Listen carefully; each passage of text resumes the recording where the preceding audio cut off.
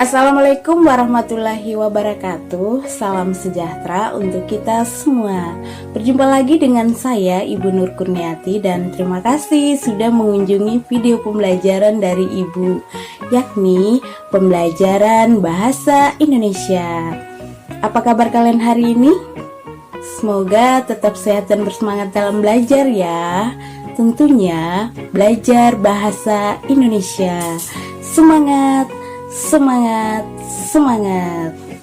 Nah, seperti biasanya, sebelum kita mulai pembelajaran di video kali ini, terlebih dahulu marilah kita berdoa menurut kepercayaan kita masing-masing, agar materi yang akan Ibu sampaikan kepada kalian semua bermanfaat dan kalian dapat memahami apa yang Ibu sampaikan dalam pembelajaran ini. Berdoa mulai.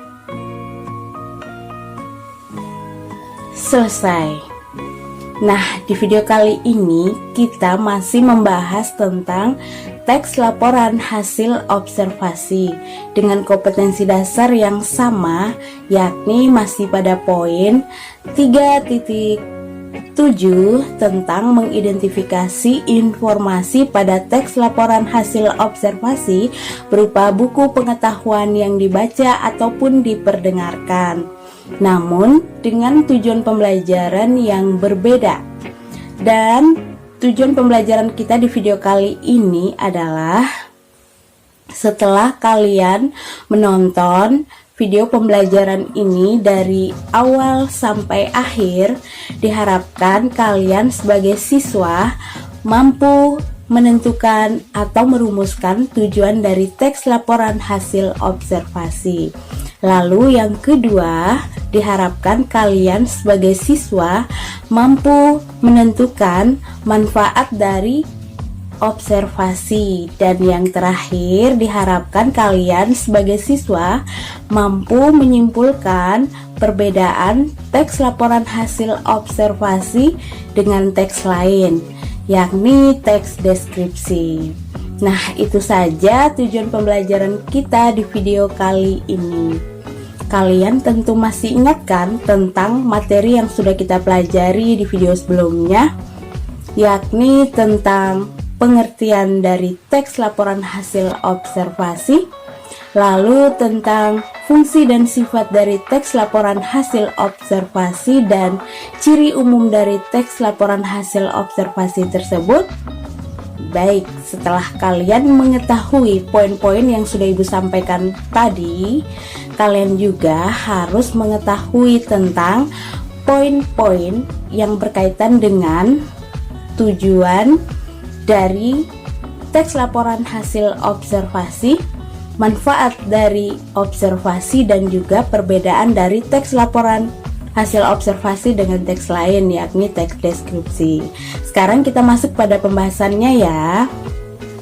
Yang pertama berkaitan dengan tujuan dari teks laporan hasil observasi. Jadi, teks laporan hasil observasi ini memiliki tujuan, yakni yang pertama adalah teks laporan hasil observasi bertujuan untuk menyampaikan informasi tentang objek, konsep, sesuatu apa adanya, sesuai fakta dan data-data yang diperoleh dari pengamatan sistematis dan analisis ilmiah. Artinya, untuk membuat teks laporan hasil observasi, kita perlu mengamati dan membandingkan objek atau sesuatu atau konsep dengan objek atau sesuatu atau konsep lain yang memiliki karakteristik atau ciri-ciri serupa. Misalnya, jika kita ingin membuat teks laporan hasil observasi pada kucing, maka perlu untuk mengamatinya dan membandingkannya dengan ras hewan sejenisnya, misalnya harimau, singa, atau jenis ras kucing lainnya.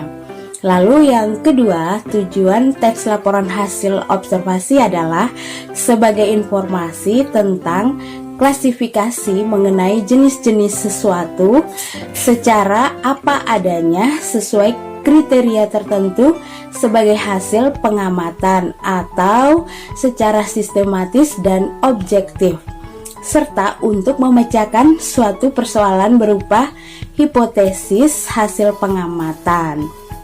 Dan berikut, tujuan yang ketiga adalah untuk memberikan sebuah informasi tentang klasifikasi mengenai suatu hal berdasarkan fakta sesuai kriteria tertentu sebagai hasil pengamatan secara sistematis dan objektif, serta untuk memecahkan suatu permasalahan berupa hipotesis pengamatan. Dan tujuan yang keempat adalah untuk menggambarkan segala sesuatu yang berhubungan dengan objek penelitian, pengambilan kesimpulan yang disusun menjadi sebuah laporan yang relevan dan dapat bermanfaat menjadi sebuah bahan pembelajaran atau studi. Berdasarkan hal ini, perlu adik-adik ketahui bahwa ada beberapa hal yang dapat dijadikan alasan mengapa sebuah observasi itu perlu dilakukan. Jadi, jawabannya adalah untuk mengetahui segala sesuatu yang berhubungan dengan objek secara langsung dan jelas tanpa perlu mengira-ngira. Misalnya, observasi yang dilakukan pada kalangan anak-anak biasanya hasilnya itu lebih tepat daripada observasi pada orang dewasa. Hal ini dikarenakan orang dewasa cenderung tanpa sadar membuat-buat jawaban dan tidak apa adanya. Seperti itu ya. Yang berikut, tujuan yang kelima adalah untuk menemukan teknik atau cara terbaru yang belum pernah dieksplor. Lalu tujuan yang keenam adalah untuk mengatasi suatu persoalan atau permasalahan tertentu. Lalu yang berikut, yang ketujuh adalah untuk mengambil keputusan yang jauh lebih efektif. Dan tujuan yang kedelapan adalah untuk mengetahui perkembangan dari suatu permasalahan. Lalu tujuan yang kesembilan adalah untuk melakukan pengawasan atau perbaikan. Dan yang terakhir, yakni ke-10 adalah untuk menemukan teknik atau cara terbaru. Nah, ke-10 poin tersebut merupakan tujuan dari teks laporan hasil observasi yang perlu adik-adik ketahui. Berikut kita masuk pada tujuan pembelajaran yang kedua, yakni manfaat dari observasi itu sendiri, yakni sebagai berikut. Manfaat pertama adalah hasil observasi yang dibuat dapat dikonfirmasikan dengan hasil penelitian. Lalu yang kedua, deskripsi memberikan gambaran dunia nyata.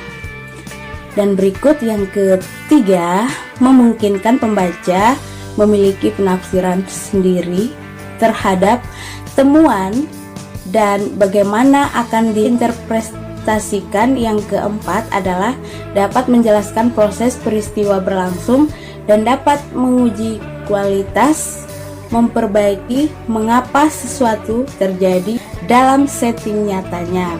Lalu yang kelima adalah dapat mencatat gejala terkadang tidak jelas berlangsungnya. Yang keenam adalah mencatat situasi yang tidak dapat direplikasikan dalam eksperimen.